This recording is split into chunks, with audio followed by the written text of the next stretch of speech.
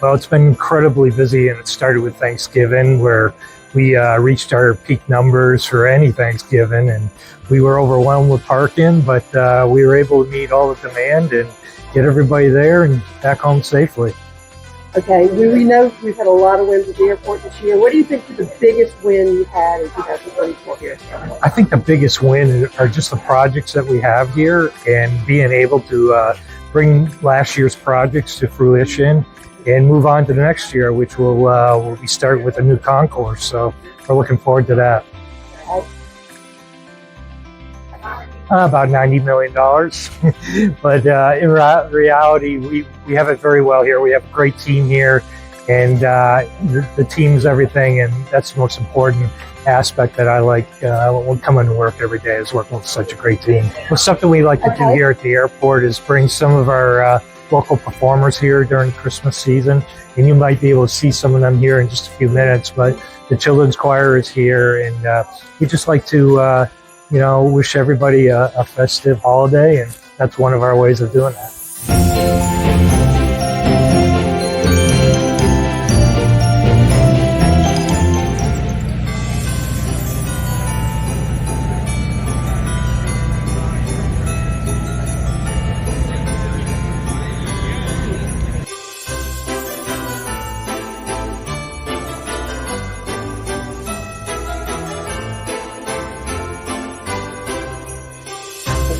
I think Bruce Beach. I think Bruce Beach accesses a beach to all citizens, race, gender, economics. So you don't have to go across two bridges to get to the beach.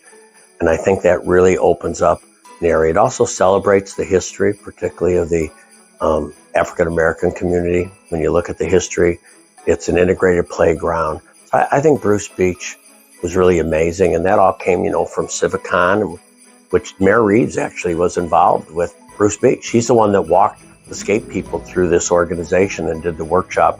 So I think Bruce Beach is a monumental accomplishment for our community. Yes. Improved on. I think the city, I think certainly in the county level, there's still confusion on LFA. And I think, to me, not having an RFP process, it's a tough thing to do. So I think when you have that many people interested in investing, if you don't do it well, eventually you might lose them. But it's a complex issue, but I think that's one that comes to mind. We want every child ready for kindergarten. 80 to 85% of the person's potential in learning is built from age 0 to 3. Dr. John A. List, the #1 research economist in the world, University of Chicago, says you can tell the long-term future of a community based on kindergarten readiness.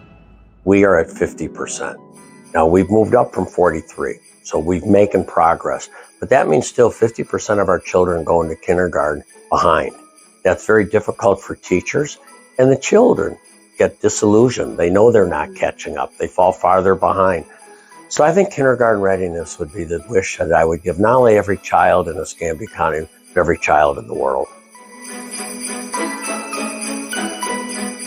Well, I think I always wish for people's health, because if you don't have health, you don't have anything else. And because of my healthcare background, I bet you every 2 weeks I get a text from someone saying, "Can you help me get into care?" Access is so hard. In Escambia County, access is hard no matter what. But if you have a mental health issue, it's almost impossible. Can you imagine having a crisis situation? So I think we've made great progress in mental health. I think Michelle Salzman's mental health task force has really done good work, but we have such a long way to go. So I think people want 3 things: access to medical care, good expertise, and good experience. Well, if they can't have access, they can't get the expertise or the experience.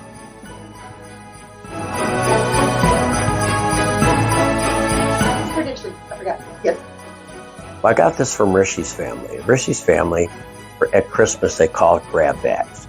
And everybody gets the new things, but things like on sale, $30, now 10 or 5. So everybody brings gifts. They wrap them up, and then you grab a gift out of a bag.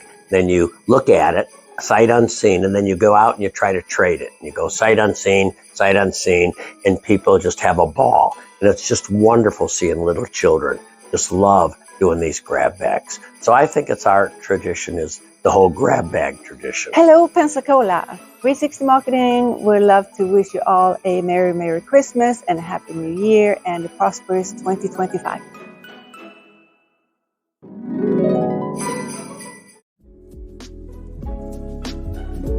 This year? See, I think we hit it out of part one in tourism.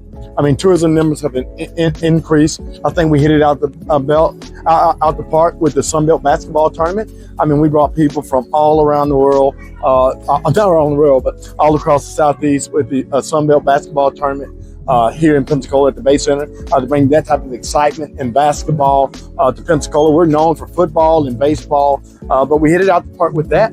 This year for me, in partnership with Quint Studer in DC Reeves in the city, we hit it out the park with the Soul Bowl, the largest Little League football game probably in the country. We've always hit the state, to bring 5,000 people downtown who were a part of a covenant with the community to find that inclusiveness in this polarized political world, and to bring young people and all people downtown was great. So, I mean, I just tell you, when we wrap it up, Sun Belt, Soul Bowls, and tourism. Listen, I think we have to get rid of the petty politics.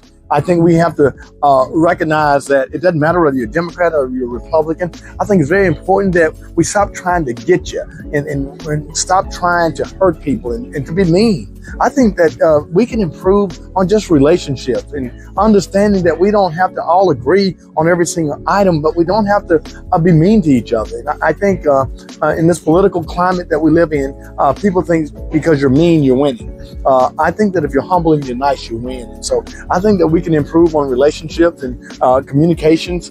And that's something that I strive to do each and every day, is to be a better communicator and to better understand and to learn to forgive when others do us wrong. I think if there's one thing that I would love to get from Santa is the elimination of partisan politics across our county, across our state, and getting people to understand that we're all in this together. And so one thing that I would say from Santa is just love.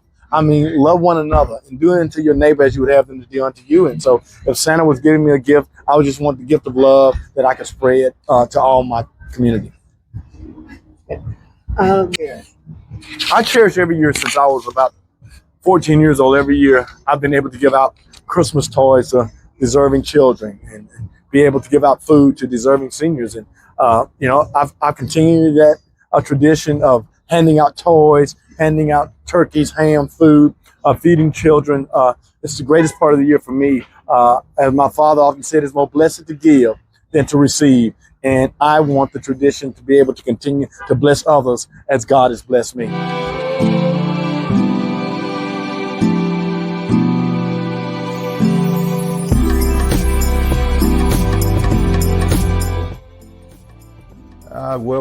I think we've had several. I would say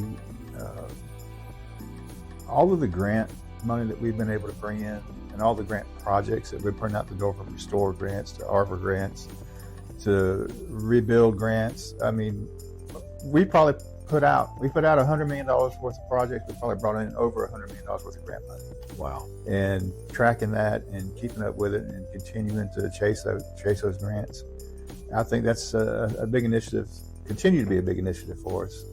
And then just trying to tell our story out into the community. You hear so much negative things these days. Social media, 95% of the time it's not accurate, what gets posted.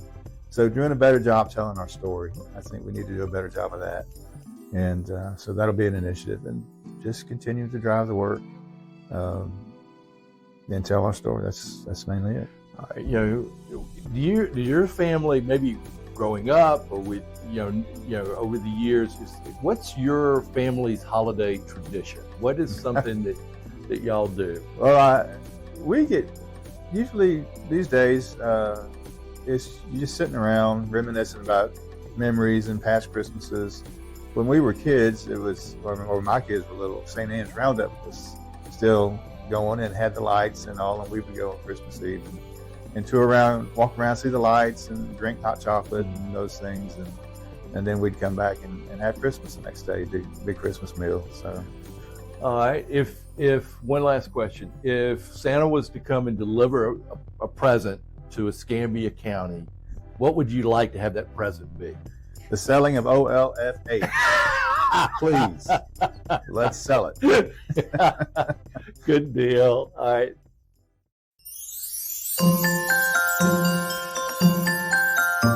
It's a great question, Sienna. I think Pensacola in 2024 has really kind of come together as a community.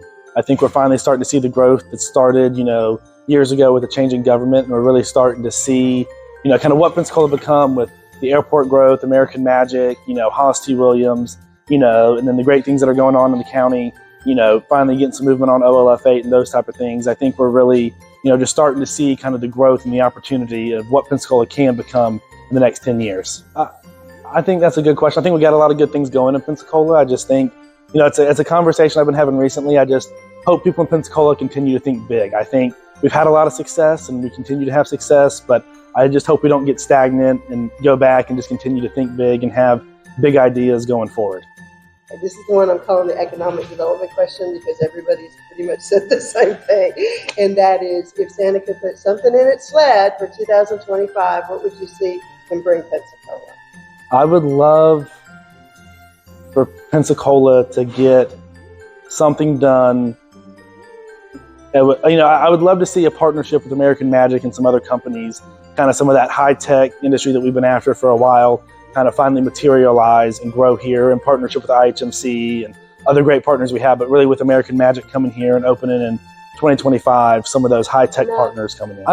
So growing up, I always went to the Nutcracker Ballet with my family, so always going to see the Nutcracker at the Sanger, which is a beautiful, venue in and of itself, has always been a special thing. And just, how Pensacola, I always say Pensacola loves a party.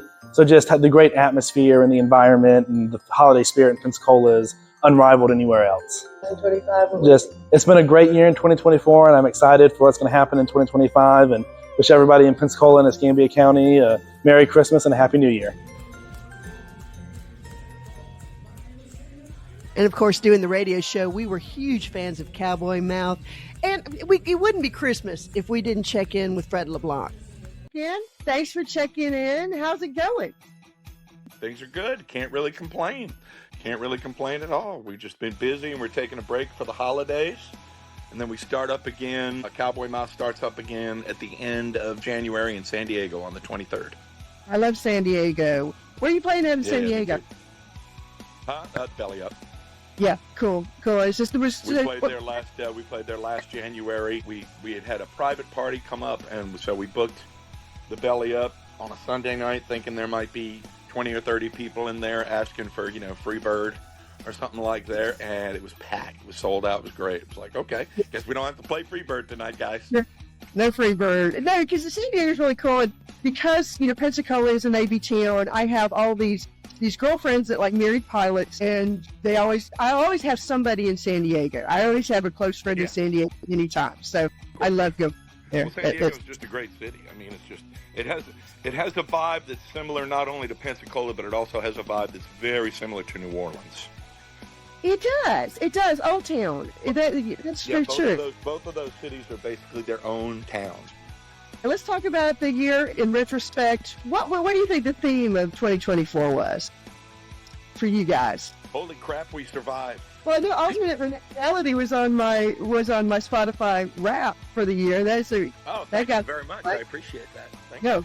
That song did us a lot of favors. We got a lot of good airplay around the country, and it did really well for us. And audiences are still loving it. We're still loving playing it, so no complaints there, baby.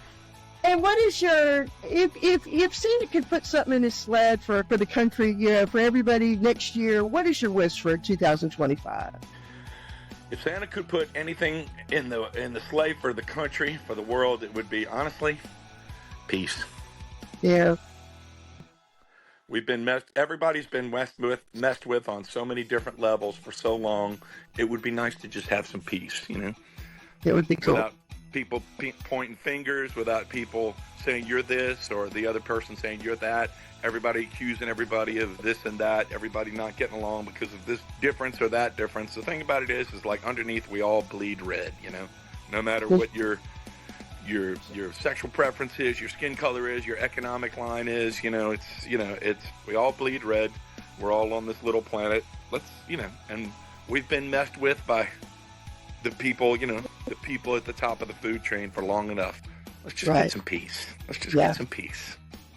Nice to be chill. We were talking a little bit about San Diego being like New Orleans. What are some of your New Orleans memories? I mean, do you have traditions of things you've done at Christmas time? Some of my best New Orleans memories are things that I can't remember.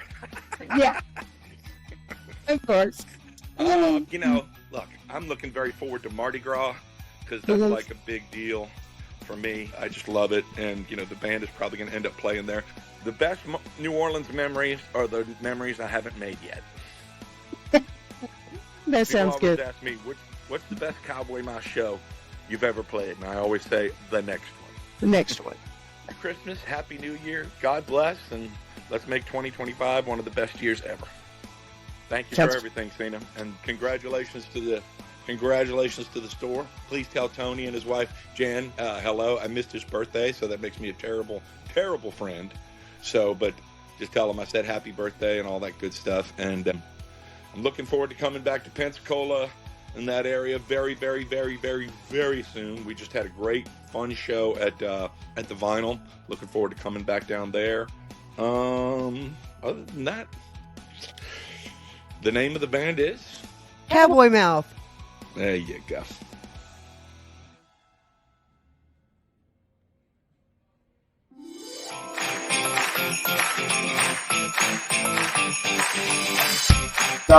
This year are the people, the regulars, the visitors, the people that love Pensacola. It's a wonderful city, one of the top 10 cities in the United States, and I love to see new people. What can make you better? We could do something about the parking. We've worked for 30 years to build downtown back up to what it used to be. We shouldn't punish people to come down and visit and enjoy what we worked so hard to build. Wow, I don't know if it's the best thing, but I turned into a senior citizen. 65, I can retire. You can't hit me, it'll be a felony. Let's see, what else I got going for me? You can get discounts. I don't know, yeah, I got free coffee, I guess. I got to find out where to go for that. Let's see, is that the only good thing? 65 this year, I got things for the whole year. I think that might be, yeah, that's probably it. I turned 65. What they say, better to be 6 feet up than 6 feet under.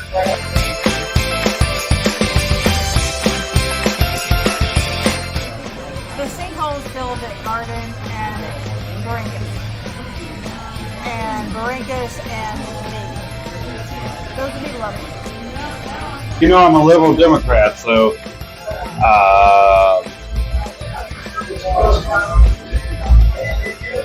health care for all. My favorite Christmas memory in Pensacola is going to the late service at First United Methodist Church, which I think was at like 10 o'clock. And we would take the girls there when they were younger and as they got older. But it was mainly a musical service. But at the end of the service, they would dim all the lights. They pass candles out to everybody, actual candles, not the battery-operated ones, but with flames.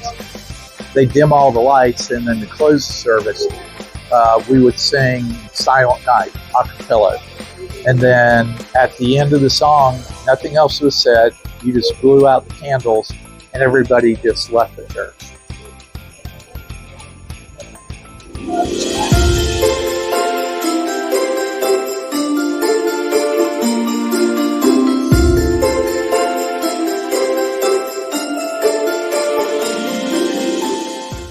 I think the big story is politics, no question about it. I mean, just what we saw on the national scene was, unprecedented in many ways. And then locally, seeing Congressman Gates step away. And then also what we saw in Santa Rosa and Escambia counties with, for example, the county commissions. So a lot of change on the horizon. It's going to be interesting to watch 2025.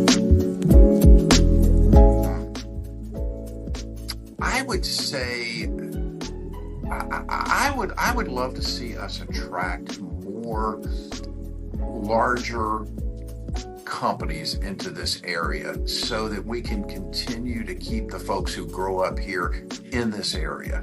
And I know that's changed a lot in recent years because of work for home and things of that nature, but I would love to see us have, of course, Navy Federal is huge, but I would love to see us have another big industry or another large company that could continue to support Pensacola and Northwest Florida and grow, and where young people could have great jobs and well-paying jobs. Is there you're Pensacolian. Is there a Christmas tradition that when you think about Christmas in Pensacola, do y'all have one?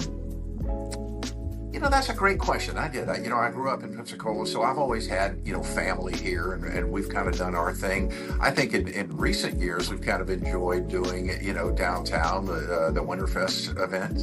Had an opportunity to bring our grandchildren in town from up north of Atlanta this year, and come down and go to Winterfest, and, we did the little Polar Express ride through downtown, and that was fun. And of course, they had a good time, downtown. I just think it's really cool what's happening down there with the level of vibrancy and people just interacting and going to the restaurants and the bars and things of that nature. But personally, I think it's probably just our family, celebrating on Christmas Eve and then Christmas Day.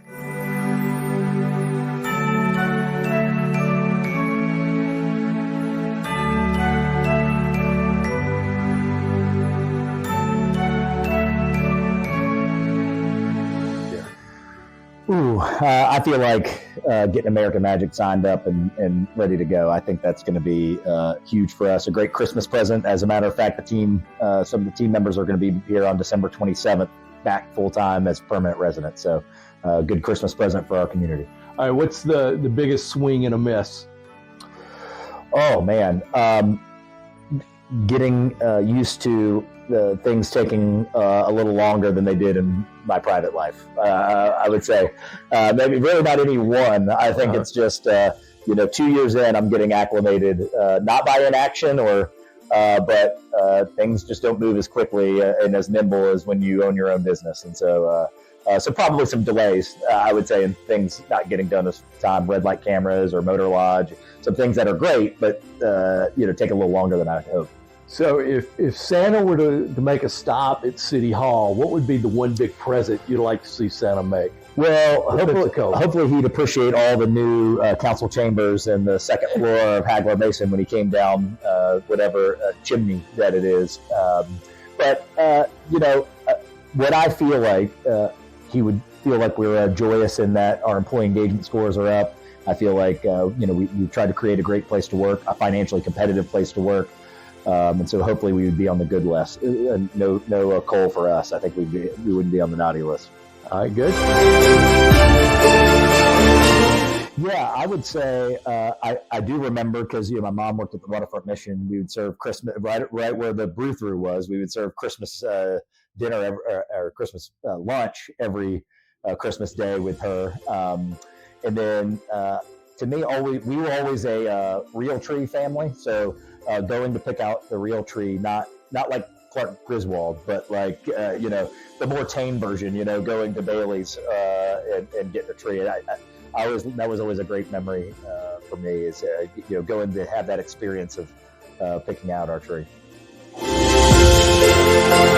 Wish for 2025 is I love an engaged community. That doesn't mean we always have to agree, but I think at the end of the day, to make this the city that we want it to be, the more engaged you are, whether that's coming to council meetings, whether that's reading our local newspapers, whether that's listening to podcasts and radio stations, whatever way you want to do it, at the end of the day, we're all better when we're all engaged and we all care about this community and show it. And so that would be my wish is the more engaged you can be in making Pensacola better, we all can play a role in that. And so I'm excited for 2025 and all the great things we have to come. Okay. Well, welcome to the first time all three of us have been on the podcast. We don't color on the dog. We've got Walker Wilson. Good to be We've got Cena Walker. Good to have you here. Cena, we've got you. You're the producer of this. I'm so embarrassed that nobody else wore their tiara. Now, Walker, you said you were going to wear your tiara. Yeah, mine's still getting polished up at Jewelers Trade. So, you know. Can't wear tiaras at Christmas. When can we wear them? Well, you know, the thing that I wanted to talk about, and I hate to bring it up, Walker, but, you know, I think you may have fudged your resume. Maybe your time at Mar-a-Lago wasn't as good as you thought, because you're not getting any phone calls. You didn't get Bahamas. You're not getting Puerto Rico. You're not even going to be, you're not even going to be an ambassador to Candyland. I got nothing out of this. You got nothing out of this. Nothing. Maybe you should have done a few more text messages. That might have helped. That might have been it. Oh, no. Not. Of course, we had the Tropicana implosion, which was a big thing in Walker's world, I know. Yes. Right. Yep. Bad day. Hey, Taylor Swift, that concert was unbelievable. And a lot of the people from here went to Miami, Nashville, New Orleans. We had quite a few hit it a lot of different directions. Of course, we had the bear story. We all remember the bear that Walker ran over in New York City when he was up there for the wedding, and RFK, had to hide it in Central Park. In the back of the car. That's it. Yeah, and it was just, I know you're really worried about it, and he's just sort of took care of the problem for you. That was kind of a good thing. Yeah, who knew? He would just take it to Central Park, though, and do whatever he did with it after that. He was going to skin it and eat it, I guess. So. Yeah. For health reasons. Right. Yeah. For health reasons. So, yeah. Roadkill is very healthy. Well, it's been an interesting year for politics. I think that we saw 2 new county commissioners put in. City council stood pat. For the first time, our sheriff, I don't think we've ever had a sheriff not get challenged in an election, but particularly after just one term. I mean, it was unheard of for Chip to get by without any challenger, which, I think is a really good sign for him as well as for the agency. So you didn't have that turmoil of people having to pick sides of who they were going to go with. I think that's made a big difference. So locally, I think we still got to wait and see what county government looks like. They met past midnight last week. So what is that going to be? Will they figure out how to work together? The hard thing to do, and they've got to understand sunshine law, and they have to really listen to each other to try to figure out where everybody is on an issue, and then figure out how to come with at least 3 people for it. And their first attempt to do that under Mike Kohler as the chairman was pitiful. So we'll see how that plays out. Walker, you're going to have a whole lot going on with downtown, the new Palafox plan. Of course, parking's been raised. They're looking at a parking garage. Pickleball should be opening next year downtown. That could be huge. And then, of course, American Magic is coming, and we've got 2 regattas and foiling week. So downtown Pensacola is going to be hopping from the start of Mardi Gras on. Yeah, it really is. I mean, you just mentioned those big projects that are going to be going on. But, I mean, even looking at Mardi Gras and what, Danny Zimmern and that whole crew are doing to continue each year to elevate what's going on with Mardi Gras, it's going to be interesting to see how it all unfolds this year. I mean, you get done with New Year and you think you can rest, and then it's 12th night on January 6th, and you're right into Mardi Gras season with all the Mardi Gras balls going on. And, they've got Lil Jon and Young Jock coming down to the Base Center for the Mardi Gras Mambo. And then Foiling Week is going to coincide with Mardi Gras this year. So that'll be interesting to see how that also unfolds. And their big event down at Maritime Park will be the Saturday and Sunday of Mardi Gras. And we're actually, the only Saturday we don't have the Palafox Market is that Saturday of Mardi Gras. But they have invited the Palafox Market vendors to come down and set up that Saturday and Sunday at Maritime Park and give them an opportunity to, sell some products and show everybody that's in from out of town what Pensacola has to offer. Kaylin will still be off work that day, so no worries. She will get her Mardi Gras weekend. Well, and then we got Comic-Con coming, and then the Sun Belt basketball tournament right behind that. And the shoulder season isn't slow anymore. It's slowest it's going to be is right now during the Christmas holiday. And see if we can get him on. That'll be fun. Walker, when you look at coming up in the next, well, let's look at this past year. What for the DIB? What did you see some of the big highlights for y'all this past year? Yeah, I think just the first full year of having Palafox Market open at Plaza Ferdinand was a huge success. The addition of a trolley service on Saturday during the market to get people back and forth, which we now see that Park Pensacola has implemented a trolley system on the weekends, on Thursday, Friday, and Saturday nights. And I think they're utilizing the same route that we do for the market on Saturdays. You know, we installed the art installation right there on Garden Street, kind of surrounding our trash compactor, which was a fun project. And then I rolled out another successful year with the All I Want campaign, which we still have going on through Sunday and encouraging folks to shop small. We got the Christmas lights that went up. We were trying to do a repast dinner, but had to reschedule it. So that'll have to hopefully be on the under the success column for 2025. We got a good board right now that I think are really getting their feet under them. They were fairly new, most of them. And so I think they're starting to really kind of get in their groove and understand kind of what their role wants to be as a board together, which is good. We had I think Jennifer Brer was a huge advocate for us with the city. As her term on city council, she was representing the city on the DIB board. And so she's now moved on. We've just welcomed Allison Patton, has joined the DIB board, which will be nice because she represents the downtown area. So she's a little closer every day with those issues. But I think it was good to have somebody like Jennifer from the Scenic Heights area and the north end of the city to be with us and really be able to help kind of spread that message and have a better understanding of what the DIB does and how we're trying to keep downtown, promote it, and, you know, make it the best place we can and safest place we can for folks to come down here. You know, having those steady hands and, you know, because both Jennifer and Allison are very analytical in how they look at things. Allison's going to bring that to the table. I think it makes for a strong board. Well, the thing that I've got on the table for next year is, you know, if everything comes together, I have finished the book on the Community Maritime Park, the real history, how it happened, how it came together, how the referendum vote happened, and all the different players and all the different subplots. It reads almost like fiction because it's a lot like Walker Holmes himself, but it is based on the interviews with people. It was 20 years ago. I interviewed a lot of the people that were involved. I went through all our articles. That's when we started the blog. I found the blog post, went through all the news journals articles, scoured through other things that were written in other places. And I'm real excited about it.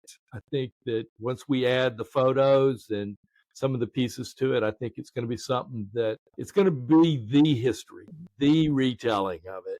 And so I'm real excited about it. I don't know when we'll get it out. It's in the editor's hands now. That's just the first draft being edited. So, you know, hopefully by the spring we'll have it out. But I'm real excited about it. So I think it's the future.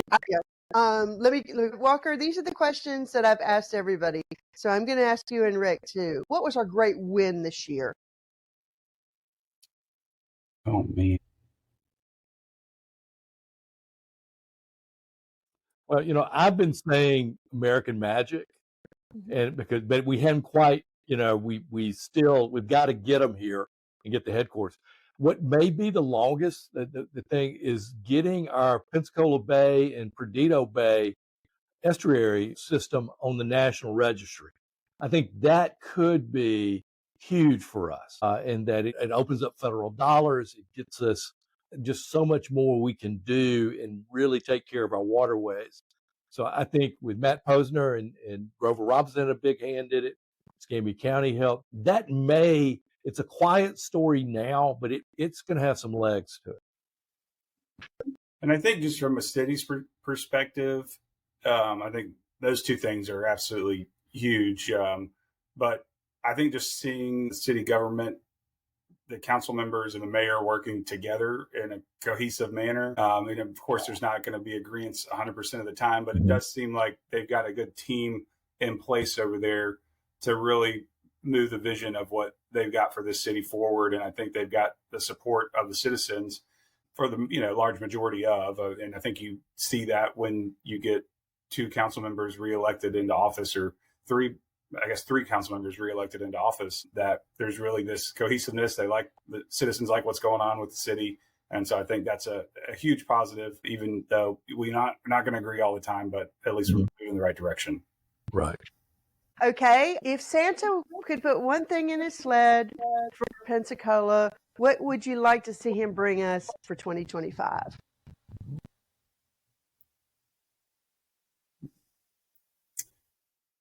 I'll take a corporate headquarters in downtown Pensacola with a bunch of, jobs for young, educated folks to be able to move back here and call Pensacola home again, and don't feel like they've got to move away. And that's slowly starting to change and has over the past 15 years. But that'd be the one thing I think for me. Yes, that's I would like to see books put back into school libraries. That would be, let's just a whole big bag of books and put them in the libraries, and let's quit spending tax dollars on just a stupid lawsuit that they won't settle on. They've been one of the things I've been hearing a lot of is even at Ivy League schools, these kids are coming in and they can't read a book in a week because they've never had to. And just the fact that they can read a book is great. Well, and it just opens yourself up to a lot of ideas and ideas that you may agree with and not agree with, but you get different viewpoints. It's not indoctrination to read For Whom the Bell Tolls or The Great Gatsby or Shakespeare. You do learn how to write. You do learn how to write by reading good writing. Yeah, and it's not just here. I have a very good friend in Alabama that was fired from her job for teaching The Color Purple. And she had the books in her classroom, so she thought it was okay. Definitely.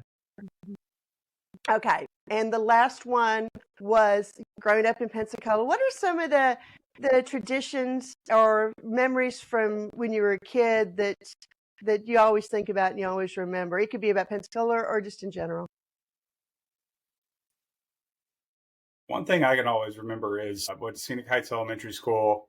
I don't remember if I was in 4th or 5th grade, but our principal's name was Miss Dolker. And she had come to school, I guess, the night before. It was like our last day of, that first semester, right? And it must have been freezing. And she put a hose in the top of the tree. And so we got to school and it was this magical, the whole tree was like covered in ice. And everyone was like, how did this happen?